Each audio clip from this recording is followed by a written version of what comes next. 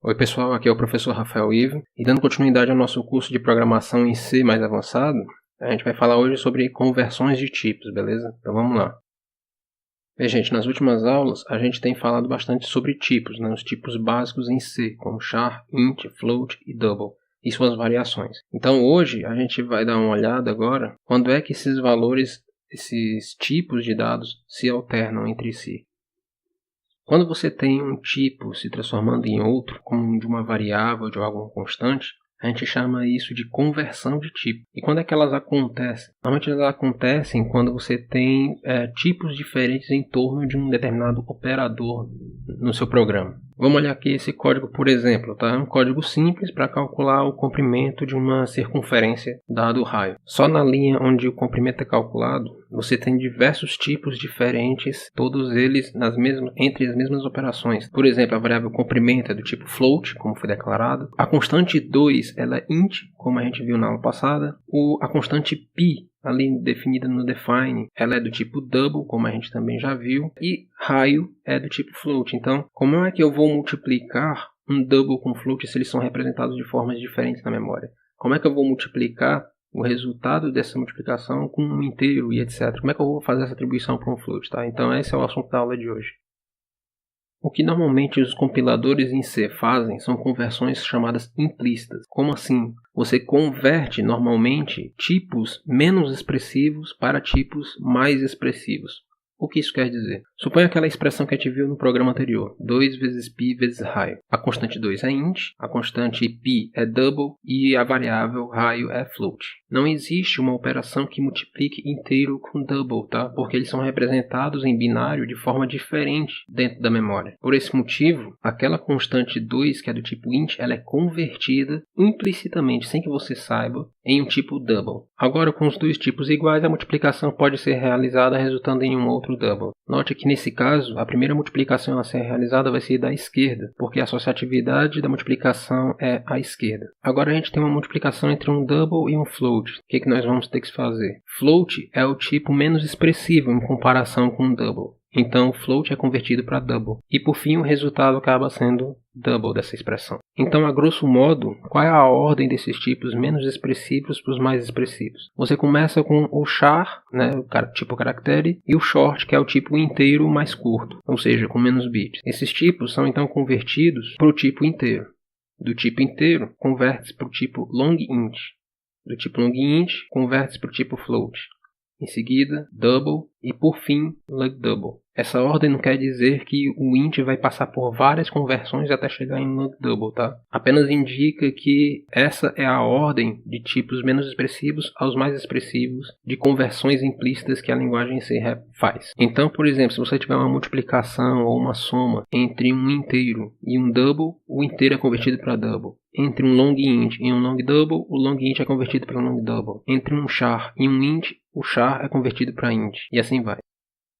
Ok, aquelas conversões não tem muito problema, afinal de contas você converter um inteiro para um número real não vai ter perda de informação. Só que tem algum operador aqui que vai ser um pouco mais problemático, que é o operador de atribuição. Porque nessas conversões para atribuição, você pode acabar levando a perda de informação. Por exemplo, naquela nossa expressão, a gente tem que a variável comprimento recebe o valor da expressão. E a gente já viu que a variável comprimento é do tipo float. E a expressão vai resultar em um valor double. Eu não posso alterar o tipo da variável comprimento. Então, como mandar um valor double para um valor float? Acontece que nesse caso, o C converte dessa forma assim mesmo, tá? Mesmo que tenha perda de informação. No caso de você transferir um float para um int, a parte fracionária do float é jogada fora. E entre tipos de ponto flutuante, o que você perde na conversão é a precisão e o número é arredondado, tá? Ok, para mostrar a perda de informação entre int, float e double, eu trouxe esse código aqui, bem simples. 3 variáveis, A é inteira, B é float e C é double. A variável double recebe o valor 8.7. Eu atribuo esse valor para a variável B, que é do tipo float, e depois eu passo de B para A, que é do tipo int. E depois mando imprimir elas. Então vamos ver aqui, compilando, executando. A primeira coisa que a gente pode ver aqui é que a variável A que é do tipo inteira, perdeu aqui a parte fracionária 0.7, né, dos números de ponto flutuante. Você pode até acreditar que não houve perda de informação entre a variável double e a variável float, mas na aula 2 eu menciono que o número 8.7, quando armazenado em binário, ele dá uma dízima periódica infinita. E isso quer dizer o quê? Que mesmo os números aqui float e double têm precisões diferentes para o mesmo número 8.7, tá? Se você quiser saber disso, é só você vir aqui e na hora de imprimir os pontos flutuantes, indique, por exemplo, ponto 20 para você ver 20 casas decimais desse valor. Tá? Vou compilar aqui, executar. E note que nenhuma das duas variáveis possui realmente o valor 8.7, mas um valor muito bem aproximado. Sendo que a variável double, que é a variável C, tem uma aproximação muito maior, está vendo aqui a quantidade de 9, do que a variável float, certo? Que a partir daqui já tem o erro de aproximação. E é por esse motivo que você tem que tomar cuidado do seguinte: se você fizer uma atribuição de um double para um float, você vai perder informação. Mesmo que você converta esse float para double novamente, a informação já foi perdida, tá? Então ela não se recupera. Essa é uma das principais razões de ter que se tomar cuidado com conversões implícitas. Aquelas perdas de informação parecem meio óbvias, mas algumas são um pouco mais complicadas de perceber. Por exemplo, se você pegar e converter long para char ou int para char, que são tipos inteiros, a informação perdida são bits mais à direita, os bits mais significativos. Por exemplo, se você tem um código como esse, em uma máquina em que o tipo int tem 16 bits e o long-int 32, o que pode acontecer? A variável A vai ser representada desse jeito na memória, em binário. Quando a variável B, que é inteira, receber a variável A, que é long-int, ela vai jogar fora todos os 16 bits mais à esquerda e vai ficar apenas com os bits à direita. E nesse caso, os bits à direita acabam representando apenas o número 6. E isso é bastante estranho, né? Afinal de contas, você tinha o número 524.294 e após a atribuição, B vai ter o valor 6. Para mostrar a perda de informação entre as conversões de tipos inteiros, eu trouxe esse código aqui, em que nós temos 3 variáveis, uma do tipo char, uma do tipo int e uma do tipo long-int. No meu compilador, o tipo inteiro tem 32 bits, o que significa que o tipo inteiro não consegue representar, por exemplo, uma potência de 2 elevado a 36, porque o bit 1 dessa potência vai cair na posição 36, além dos 32 bits do inteiro. E aí eu estou fazendo essa potência ser armazenada aqui nessa variável long-int, somada com o número 1812. O que vai acontecer aqui? Ele vai armazenar o valor inteiro porque tem espaço para isso. Mas eu vou pegar esse valor e atribuir a variável inteira B. O que deve acontecer é que essa potência aqui vai ser perdida, porque esse bit aqui vai estar além dos 32 bits do inteiro. Ele vai ficar apenas com esse restante aqui. E depois eu vou pegar o número B, aqui a variável B, e atribuir a variável constante, a variável char A. E isso vai fazer perda de informação, porque o número 1812 em binário é esse daqui, e ele vai ficar apenas com os últimos 8 bits, porque o char é um número inteiro, né? Como a gente já viu na aula passada, que só possui 8 bits de tamanho. Então, se eu compilar aqui, então está aqui o número C, é esse aqui todo. A potência é de 2 elevado a 36 mais 1812. Se você pegar e atribuir esse C para o B, você vai perder a informação da potência, vai ficar apenas com 1812. E se você transferir esse 1812 para um char, ele vai guardar apenas o número 20, que são os últimos 8 bits do número.